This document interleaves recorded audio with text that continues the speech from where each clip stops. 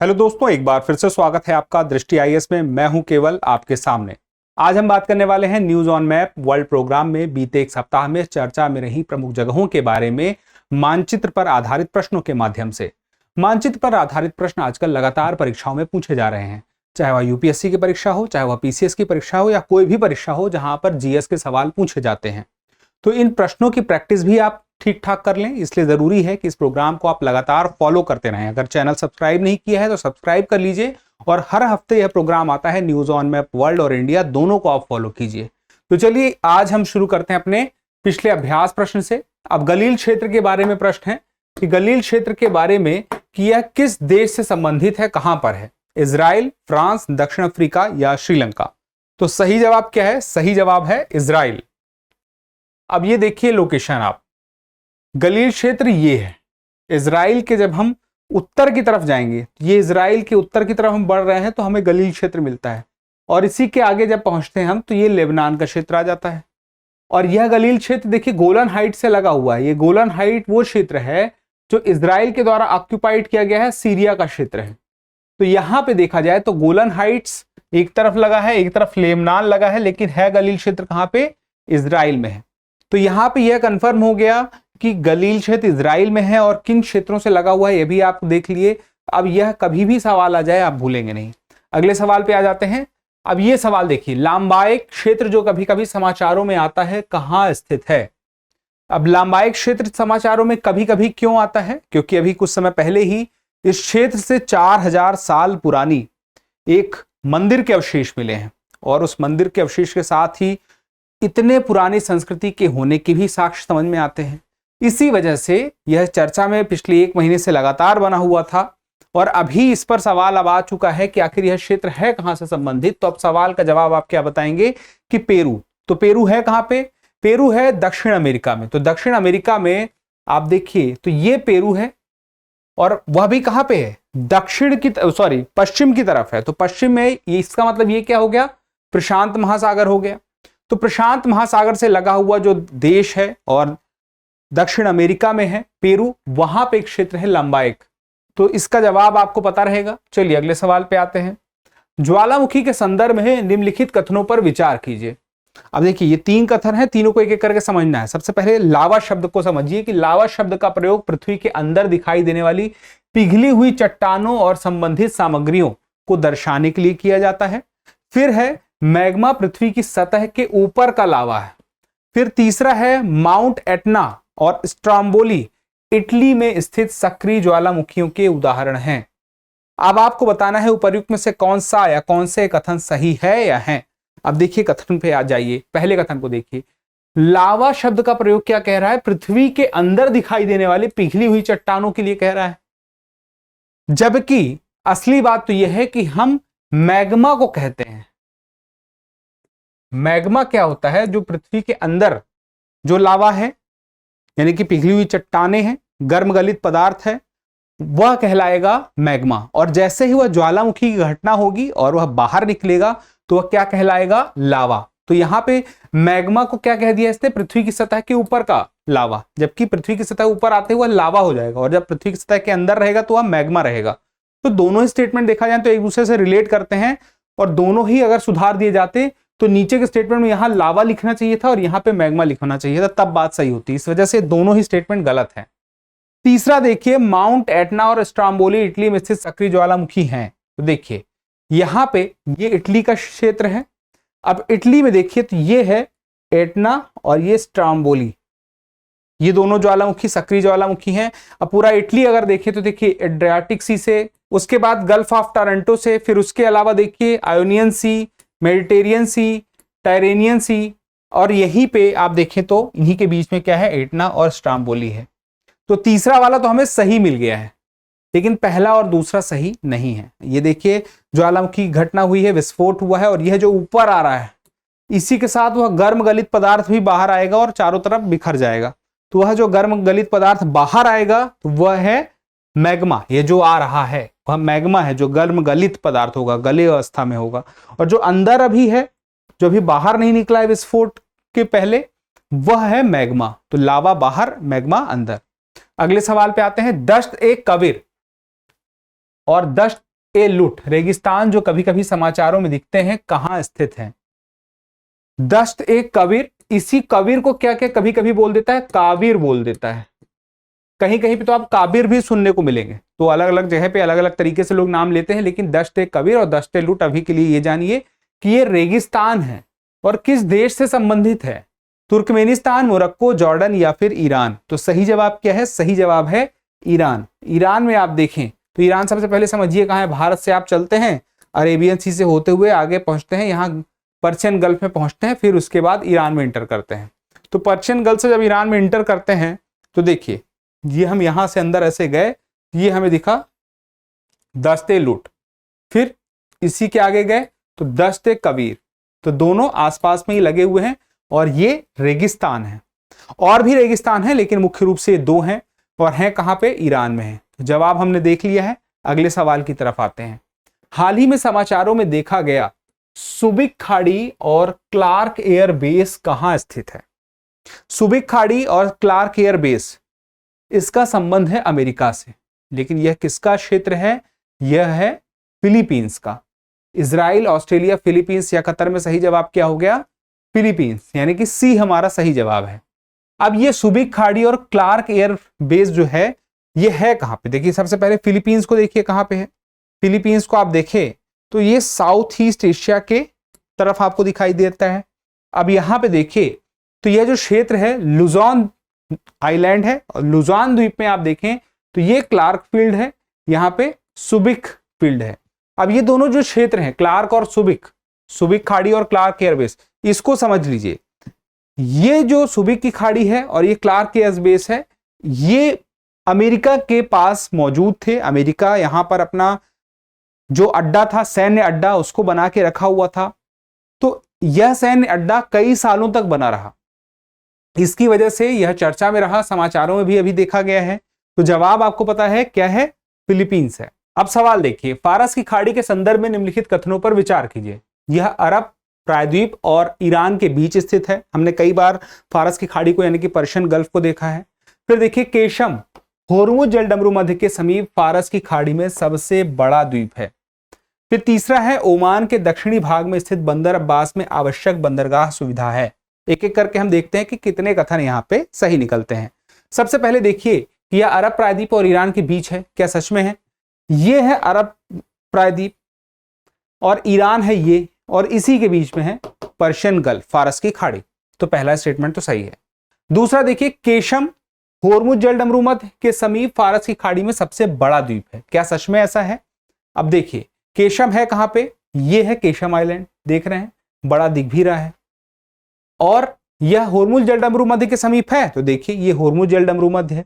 अब उसके बाद अगला बोलता है क्या कि फारस की खाड़ी में सबसे बड़ा द्वीप है। तो फारस की खाड़ी में सबसे बड़ा द्वीप है, इससे बड़ा आप देखिए दिख भी नहीं रहा और वास्तविकता में भी नहीं है। तो ऐसी स्थिति में ये स्टेटमेंट भी सही है, पहला तो था ही। अब तीसरा देख लेते हैं। ओमान की खाड़ी के दक्षिण यानी ओमान के दक्षिणी भाग में, ओमान के दक्षिणी भाग में स्थित बंदर अब्बास में आवश्यक बंदरगाह सुविधा है। उपयुक्त में से कितने कथन सही हैं? अब आप इसमें देखिए, ओमान के दक्षिण भाग में है क्या? ओमान तो इधर है, इसके दक्षिण भाग में नहीं है। दरअसल आप देखें तो बंदर अब्बास यहां पे ईरान के दक्षिणी में है, क्षेत्र में है, और यहां बंदरगाह की सुविधा है। तो ऐसे में स्टेटमेंट जो तीसरा वाला है वो गलत निकला। तो कितने सही हैं? केवल 2 सही हैं, यानी कि बी हमारा सही जवाब है। अगले सवाल की तरफ आते हैं।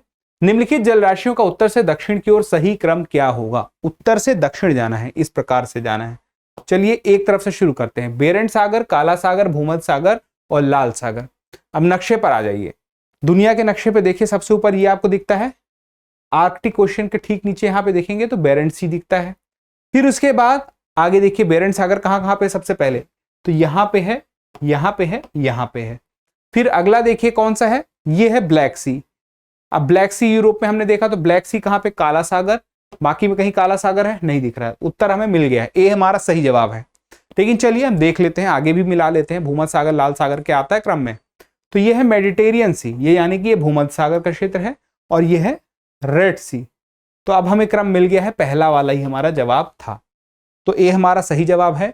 अब उसके बाद ये आपको समझ में आ गया, एशिया के उत्तर में है। फिर उसके बाद हम यूरोप पे पहुंचते हैं। फिर उसके बाद हम देखते हैं यूरोप और अफ्रीका के बीच में आते हैं। फिर उसके बाद अफ्रीका से ही हम अरेबियन सी की तरफ हमें अगर बढ़ना हो तो इस रास्ते से हम जा सकते हैं। चलिए ठीक है, अब आगे बढ़ते हैं। अगला सवाल है, निम्नलिखित देशों पर विचार कीजिए। आर्मेनिया, अजरबैजान, रूस, उज्बेकिस्तान, रोमानिया और इराक। अब आपको बताना है उपरोक्त देशों में से कौन सा देश काला सागर या कैस्पियन सागर की सीमा को छूता है। अब देखिए दो हैं, एक तो है काला सागर और है दूसरा कैस्पियन सागर। दोनों में से किसी एक को, क्योंकि यहां या लगा है, या तो काला सागर या तो कैस्पियन सागर। अब एक एक करके देख लेते हैं। आर्मेनिया को देखते हैं सबसे पहले। आर्मेनिया हमें कहीं दिखाई देता है, देखिए ये है आर्मेनिया, ना ये ब्लैक सी को लग रहा है ना ये कैस्पियन सी को लग रहा है, तो आर्मेनिया को हमने कट कर दिया। फिर उसके बाद अजरबैजान को देखते हैं। अब देखिए अजरबैजान ये है, यानी कि यह कैस्पियन सी से लग रहा है। चलिए अजरबैजान तो है। फिर उसके बाद रूस को देखते हैं। अब देखिए रूस कहाँ पे है, ये है, यानी कि कैस्पियन सी से लगा हुआ है, आगे भी लगा हुआ है ब्लैक सी से भी, तो ऐसी स्थिति में रूस रहेगा, तो सही टिक कर देते हैं। उज्बेकिस्तान को देख लेते हैं। देखिए ये उज्बेकिस्तान है, ना ये कैस्पियन सी से लगा है ना ये ब्लैक सी से लगा है, तो उज्बेकिस्तान को हम कट कर सकते हैं। फिर रोमानिया और इराक बचते हैं, तो अब देख लेते हैं एक एक करके। ये है इराक। अब ये इराक देखिए ना कैस्पियन सी से लग रहा है ना ब्लैक सी से लग रहा है। अब उसके बाद एक बचता है, वह है, इसको हटा देते हैं इराक को, अब रोमानिया बचता है। अब देखिए रोमानिया आपको कहां पे है पूरे नक्शे पे, अब आप देखेंगे तो यहां आपको कहीं रोमानिया नहीं दिख रहा है। लेकिन अब चलिए आगे बढ़ते हैं। ये जो ब्लैक सी है यहां आप देख रहे थे, इसी का हमने पश्चिम की तरफ का विस्तार देखा, तो ये रोमानिया हमें दिख गया। तो हमें यहां पे कौन कौन से दिख गए, देखिए अजरबैजान, रूस और रोमानिया, तो 2, 3, 5 सही है, यहाँ पे डी हमारा सही उत्तर है। चलिए अगले सवाल की तरफ बढ़ते हैं। अमेजन के वर्षा वन निम्नलिखित में से किन किन देशों में फैले हुए हैं। Colombia, Venezuela, French Guiana, Brazil या पेरू। अब ये बताना है किन किन देशों में फैले हुए हैं, तो हमें पता होना चाहिए ना किन किन देशों में अमेजन के वर्षा वन है, तभी तो हम सही जवाब दे पाएंगे। तो यहाँ पे देखिए ये जो है अमेजन वर्षा वन है, कहा जाता है कि दुनिया भर का जो भी ऑक्सीजन धरती में मौजूद है 20% यहीं से मिलता है, यानी कि 100 लोग अगर सांस ले रहे हैं तो 20 लोग यहीं सांस ले रहे हैं, उनकी सांस के जुगाड़ यहीं से हो रहा है। अभी देखिए कहाँ पे है, दक्षिण अमेरिका में ये अमेजन वर्षा वन का क्षेत्र है। और कौन कौन से देश हैं जरा करीब से देखें, तो बोलीविया है, पेरू है, इक्वाडोर है, कोलंबिया है, वेनेजुएला है, गुयाना है, सूरीनेम है, फ्रेंच गुयाना है और ब्राजील है। ये सारे के सारे कहीं ना कहीं पे आप देखें तो वर्षा वन से लगे हुए दिखाई देते हैं। अब यहाँ पे विकल्प देखिए कौन कौन से पूछ रहा है, उसके आधार पे हम उत्तर दे पाएंगे। Colombia, Venezuela, French Guiana, Brazil और पेरू किन किन देशों में फैला हुआ है। अब देखिए कोलंबिया, वेनेजुएला, अब देखिए कहाँ कहाँ पे है, कोलंबिया है, वेनेजुएला है, तो ये तय हो गया, Colombia, Venezuela. French Guiana, Brazil, Peru हम देख लेते हैं।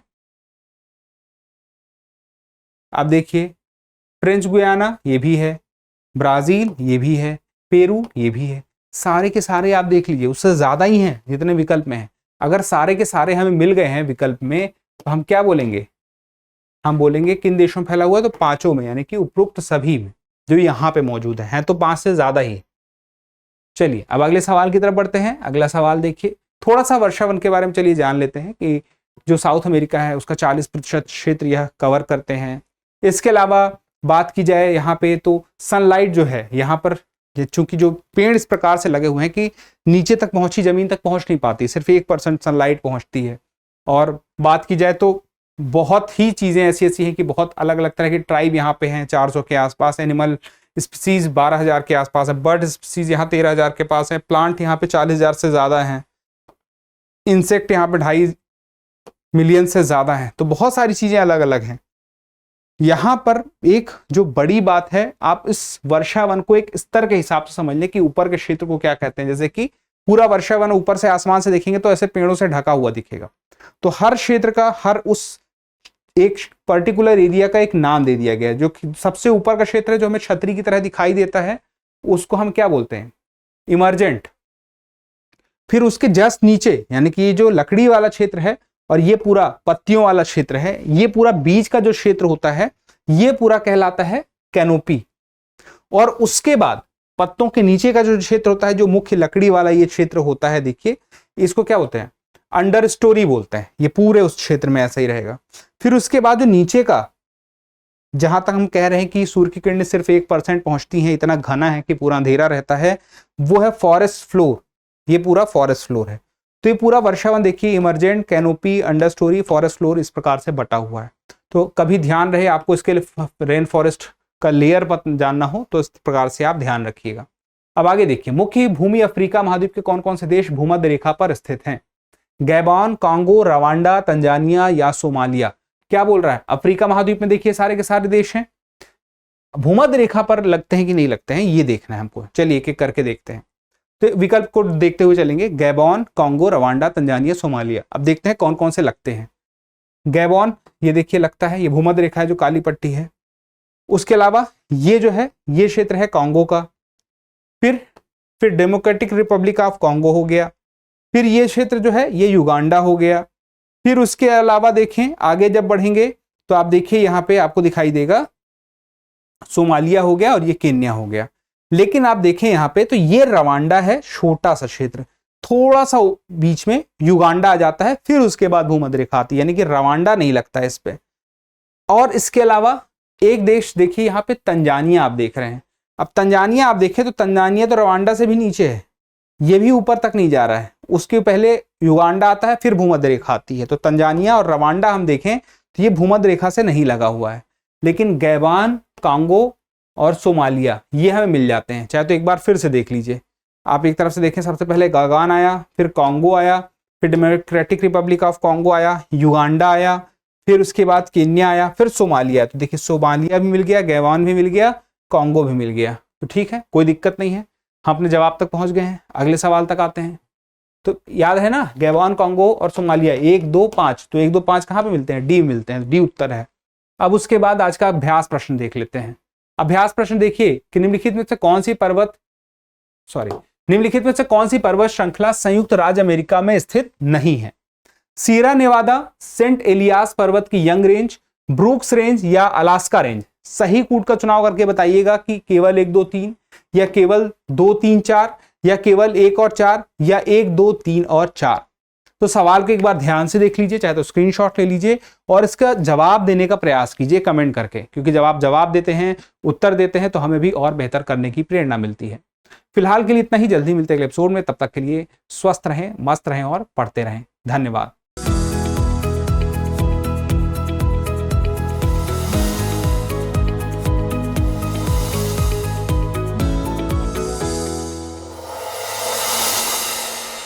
डियर व्यूअर्स, अपने एग्जाम की तैयारी को और बेहतर करने के लिए हमारे चैनल को लाइक, शेयर और सब्सक्राइब करना न भूलें।